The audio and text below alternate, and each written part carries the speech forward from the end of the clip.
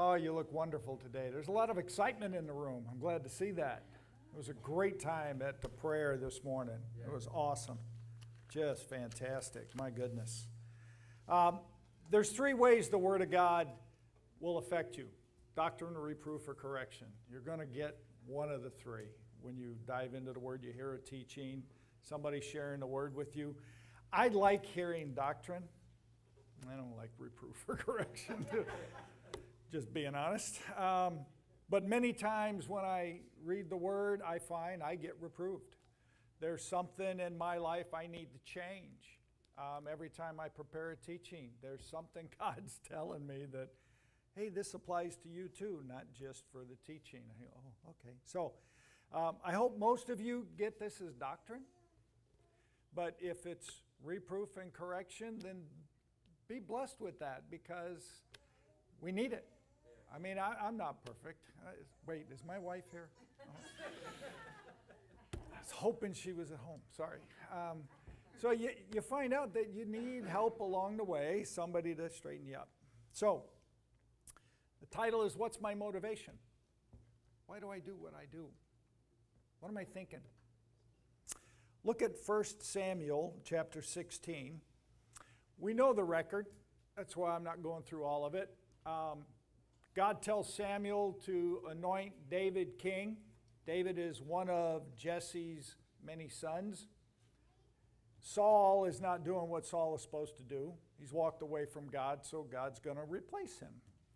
So he goes to Jesse's house, he sacrifices, and he has Jesse bring his sons before him, and Jesse sees the first son, the oldest, looks at him and says, wow, this has got to be the king because he's tall and strong and looks good.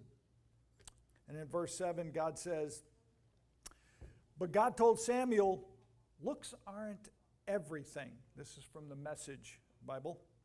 Don't be impressed with his looks and stature. I've already eliminated him. God judges persons differently than humans do. Men and women look at the face. God looks into the heart. The heart is your motivation. Why do you do what you do in life? And we have a lot of reasons for things that we do. A lot of motivations. The world tries to get us to do things because it makes us look good, or I'm going to get something out of it, or I don't have to go through all the reasons, you know them.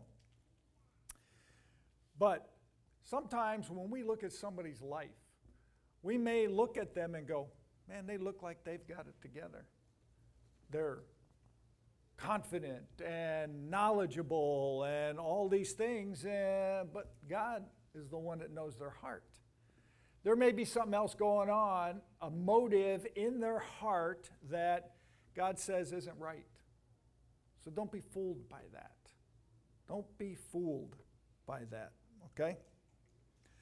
The Bible does not say we will be judged for our heart, but for the life, because the life we live is our heart, okay? Look at Revelations 20, verse 12 from the Passion Translation. I saw the dead, the lowly and the famous alike. Does that cover everybody or what? I'm in the middle. The lowly and the famous alike, standing before the throne. Books were opened, and then another book was opened, the book of life. The dead were judged by what they had done as recorded in the books. Everything we do in life is being recorded. We're going to be weighed on that. Now, there's some things I would love to change if I could go back in time, but that's done. I can't. I can only affect the future. So what is the why behind how you live your life? I don't know if you've ever asked yourself that serious question, but if you do, get ready for the answer. Have you ever asked yourself, why am I thinking what I'm thinking in this situation? Because I just dealt with this. I just had an interaction with somebody and it didn't really go well. Why am I thinking what I'm thinking? What's my motivation? Is it revenge? Did I get mad at him for something? Is there something I want? Whatever. I have to ask myself that. Why am I doing what I'm doing? I think when I wrote that, I thought of Carolyn Gill back there, and she doesn't know I'm going to mention her name. For years, 12, 13 years, she's faithfully come every Sunday to sit at that computer and put those verses up on the wall. Can you believe that? Now,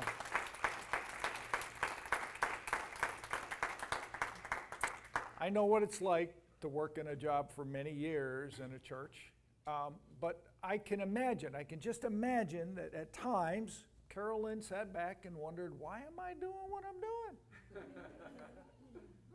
Can't somebody else help out, kind of thing? But if you know Carolyn, you know she's nothing but love. Her heart is just pure. So she keeps faithfully coming week after week. So I draw on that.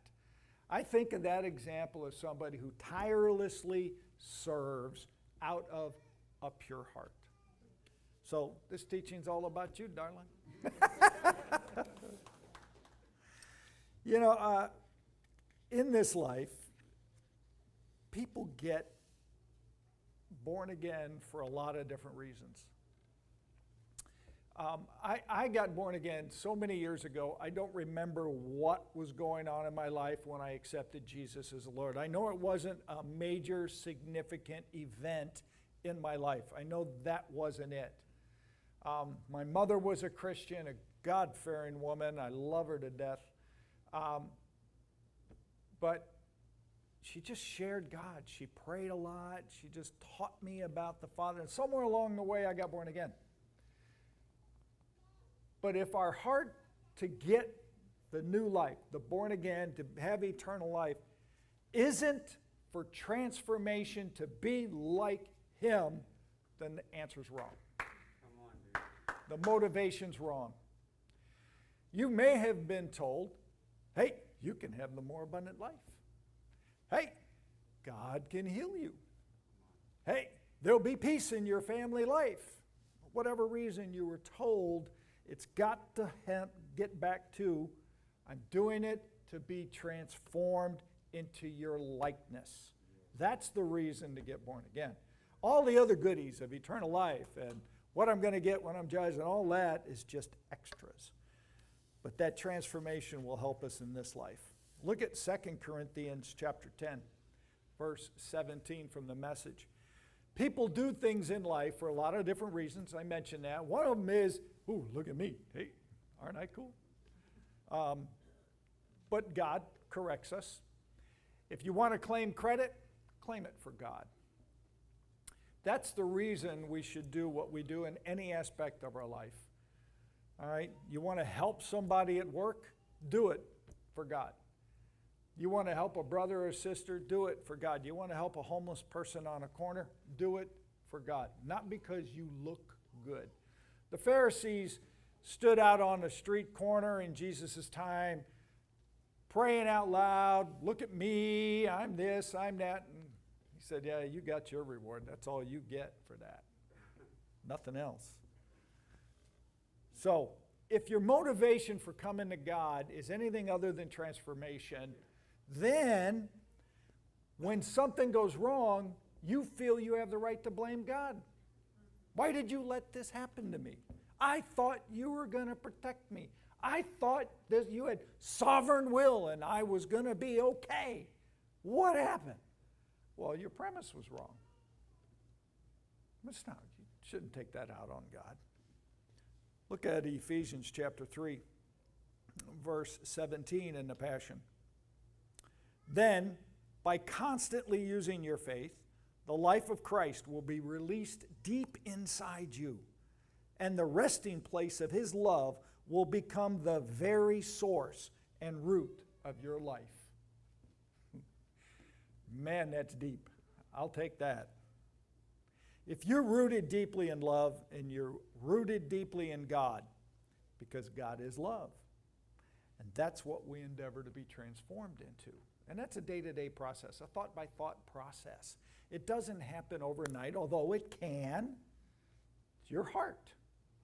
You can give everything to God and be transformed, and grow immensely in a very short amount of time. That's all up to you. As believers, we need to understand why we're here. What am I doing? What is my purpose? I have to have something to give me direction. The greater the understanding of that purpose is, allows us to grow and love more. If I understand why did God call me from before the foundations of the world, what's that mean? What did he create me to be? What is his vision for me in my life? If I know that, I can go towards it. 1 Corinthians 6:20, Christ had to die to buy us back from the enemy. We're bought with a price. This seems to be a verse that God keeps bringing me back to, teaching after teaching after teaching. For you were bought with a price, so glorify God in your body. You're not your own. Sorry. So you have no right to act on your own. None. You're not yours. So you violate God every time you do. I went, oh, sorry.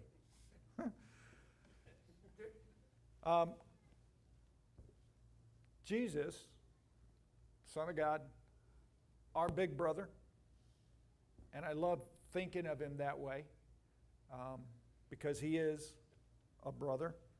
He's the firstborn among many brethren. Romans 8:29. For those whom he foreknew, he also predestined to be conformed to the image of his Son, in order that he might be the firstborn among many brothers. That's a personal relationship.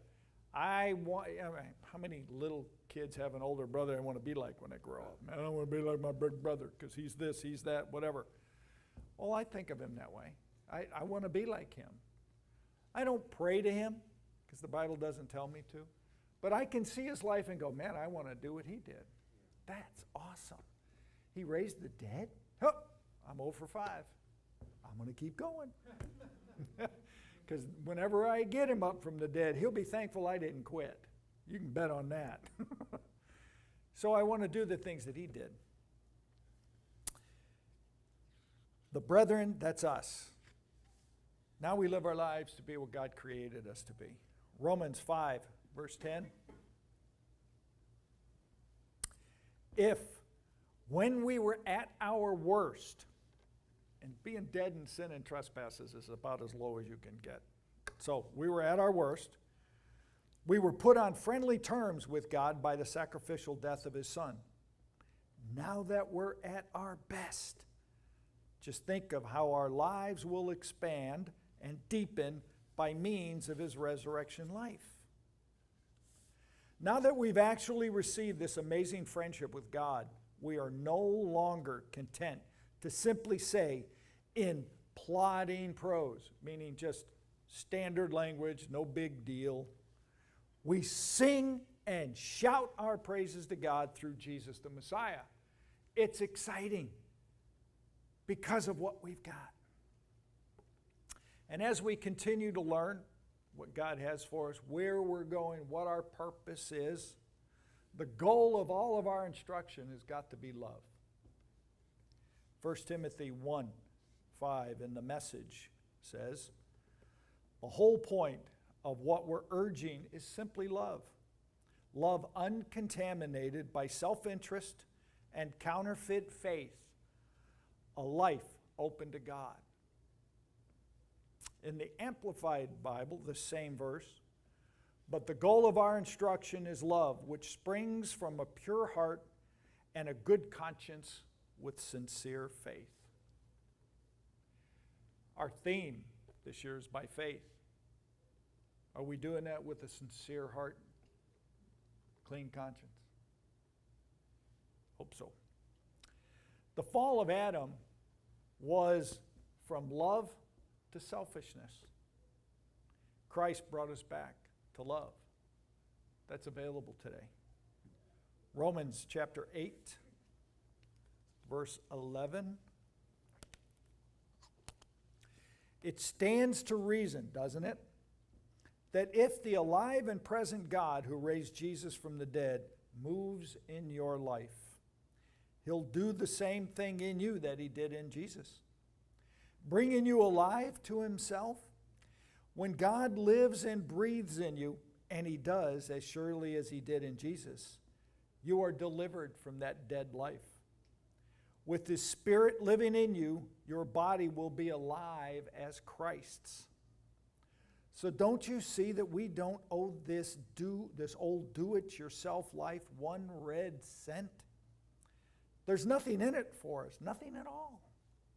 The best thing to do is give it a decent burial and get on with your new life. I love that. That was plain talk.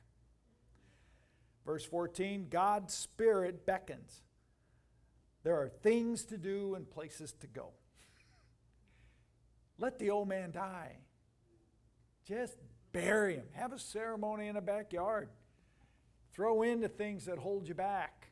Whatever it is, write it down. Throw it in the hole. Bury it. Put a tombstone on it if you want to. Put on there, alive unto God now. If that's what you need to do to make it real for you, that's cool. But you know, you can't really talk about God's love without going to 1 Corinthians 13. The whole chapter is about it. So a couple of verses there.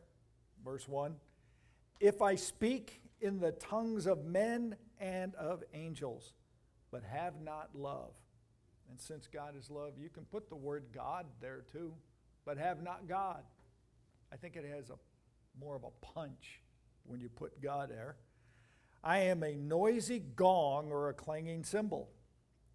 And if I have prophetic powers and understand, now I love the usages of the words all throughout this, all mysteries and all knowledge, and if I have all faith. Now, if you knew a minister who appeared to have that in his life, he would be the keynote speaker here and everywhere else. He'd be sought after because he looks like he's got all knowledge, all mysteries, prophetic powers. By the looks, it'd be cool. But Garrett, you mentioned this morning an author who said pastors in America can be successful, but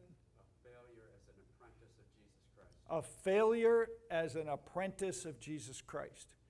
Why? Because they're not doing it with love. They're doing it outside of love. There's many people doing things outside of love that look good. And I may give all that I have. Now, what purpose would God have for me giving up everything I have? Well, sure, there'd be a few people blessed by who I got to give it to, but what really does it do it if it's not out of love? I gain nothing. Nothing if it's not out of love. So what's your motivation? Why do you do what you do? If I gave Bob or somebody all of my things, they'd be very blessed. If it wasn't done out of love, I didn't gain a thing. Not a thing. 1 Corinthians chapter 3, verse 11 in the ESV. For no one, Paul says, can lay a foundation other than that which is laid, which is Jesus Christ. Now, if anyone builds on the foundation with gold, silver, precious stones, wood, hay, or straw, which one would you rather build with? Straw or precious stones that may last? You remember the story of the 3 little pigs? Remember those growing up? There's more to it than you think. 3 little pigs, brothers, went off to make their fortune in life, and one of them built a house out of straw. The next one built it out of wood, and the next one built it out of brick in the story. And, of course, there was a big bad wolf in the area, and he would come over, and he went to the straw house with the pig, and he said, "Pig, let me in." He said, "Not by the hair of my chinny chin chin." You haven't heard that in many years, I know. The things you remember. I don't know where it comes from. But he said, I'm not going to let you in. I'll huff and I'll puff and I'll blow your house down. And that's what he did, right? So the little pig ran to the next house with the wood. And they were in there rejoicing, we're protected now. The wolf comes. I'm going to huff and puff and blow your house down. And he did. They ran into the brick house. It was more solid. So he huffed and he puffed and he could not blow that house down because it was solid. What's the moral in that story? In our lives, we build upon the foundation of Jesus Christ. If I just get born again and then I might go to church on a special holiday or something, would that be building on straw or would that be building on brick? My faith in God, because it's so limited, is going to be straw. It's going to be weak. It's not going to stand. Our heart dictates what we are building today on that foundation. I want to build brick so that it stands in the day when the devil comes at me and says, I'm going to blow your house down. I'm going to huff and I'm going to puff. I'm going to hurt you. And I'll go, bring it on. Because you're not going to get to me. My faith is going to stand. I'm not going to let you get to me. I'll wither whatever you throw at me and not bow. What's your building? Your building? Is it straw, wood, or precious stones?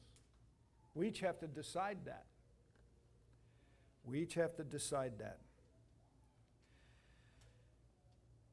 Everything we do gets recorded in the book of life. And I don't say that to scare you.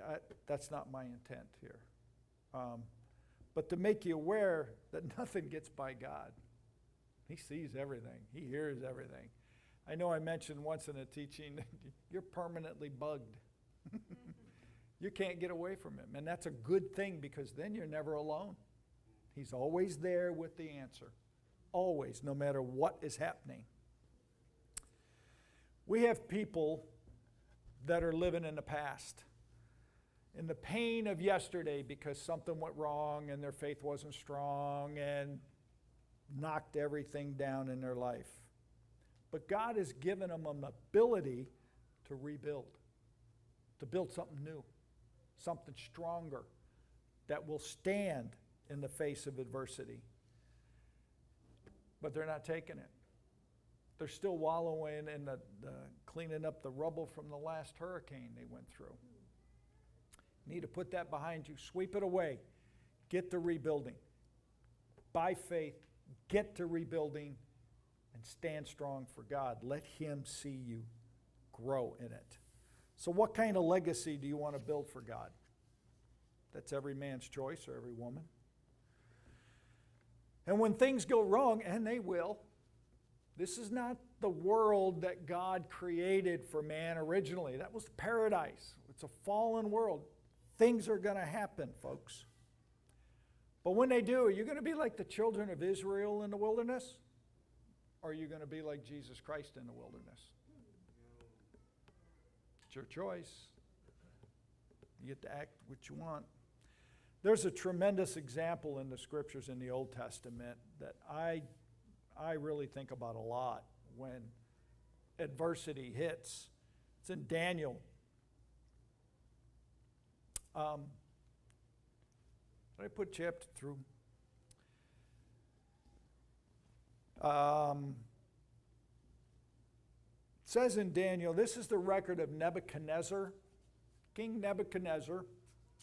He thought so much of himself that he had his image made so that everybody could bow to him as a god. And if you didn't bow, well, then the penalty was you're being thrown into the fire. Okay? Well, that's not cool. I'm going to back up, and it may not be on here, and give you a little bit of background as to the setup to Shadrach, Meshach, and Abednego getting ready to go into the fire, because I think it's important about their motivation. Now, if you are ready when you hear the sound of the horn, pipe, lyra, trigon, harp, bagpipe, and every kind of music, to fall down and worship the image I have made, well and good. But if you do not worship, you shall immediately be cast into the burning, fiery furnace. And who is the God who will deliver you out of my hands? Shadrach, Meshach, Abednego answered and said to the king, O Nebuchadnezzar, we have no need to answer you in this matter. If this be so, our God whom we serve is able to deliver us from the burning fiery furnace.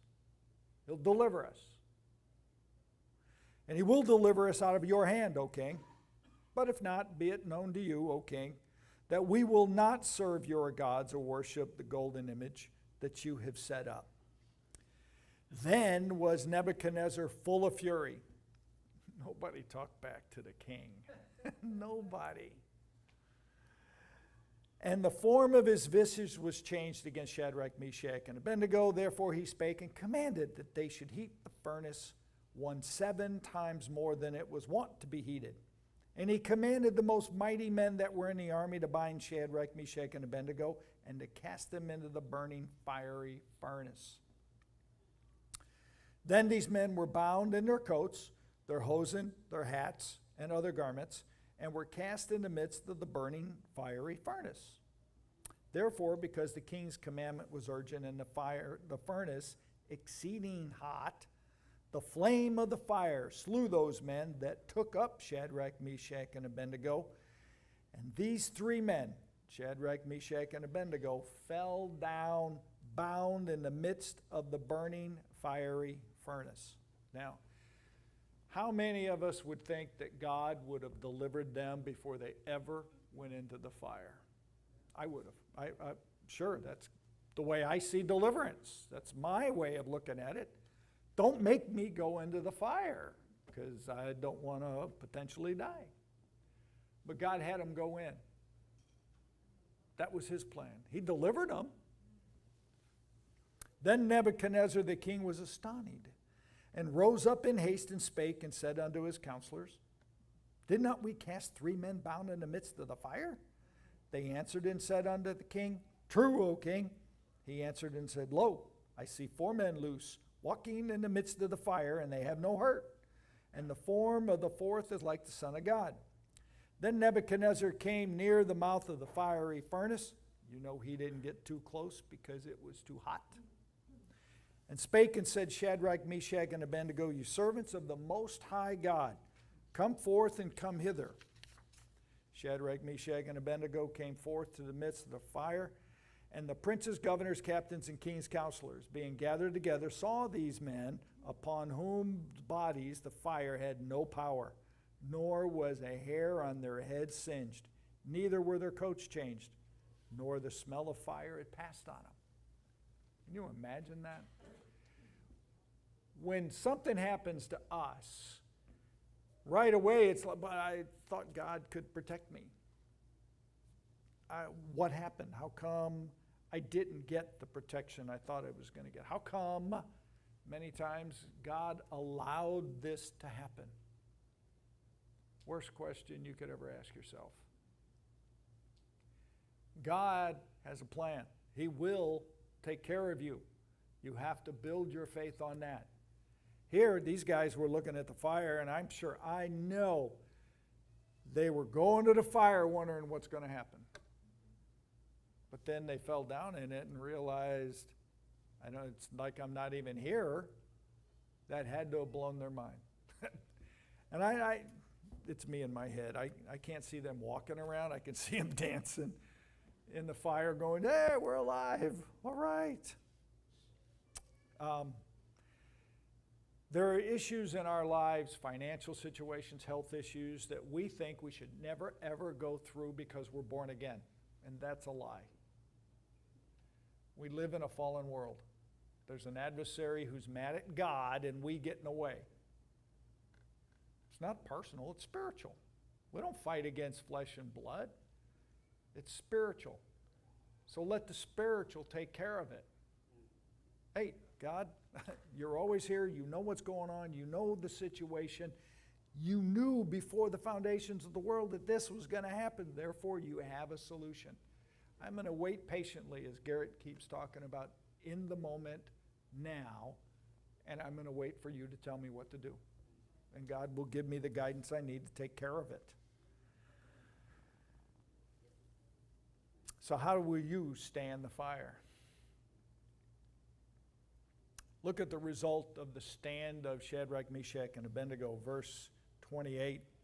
Nebuchadnezzar answered and said, "Blessed be the God of Shadrach, Meshach, and Abednego, who has sent his angel and delivered his servants, who trusted in him, and set aside the king's command and yielded up their bodies, rather than serve and worship any god except their own God. Therefore I make a decree. Any people, nation, or language that speaks anything against the God of Shadrach, Meshach, and Abednego shall be torn limb from limb and their houses laid in ruins. And there is no other God who is able to rescue in this way." Then the king promoted Shadrach, Meshach, and Abednego in the province of Babylon. That's awesome. Their faith they built was solid. Nothing could shake them, even the face of death. And as a result, they're now promoted over the province of Babylon, and the king has decreed everybody worship the God Almighty. Now that's a major impact of believers in life. That's huge. Ephesians chapter 4, verse 1. Today we are to walk in manner worthy of the calling to which we've been called, with all humility, gentleness, with patience, bearing one another in love, eager to maintain the unity of the Spirit and the bond of peace. That's our goal, to walk worthy of what God has done. So our motivation needs to be in love, to give God the glory, and no other motivation. None can exist in our life. So as we walk by faith, we're called to do it with love, and that's our motivation. Okay? God bless.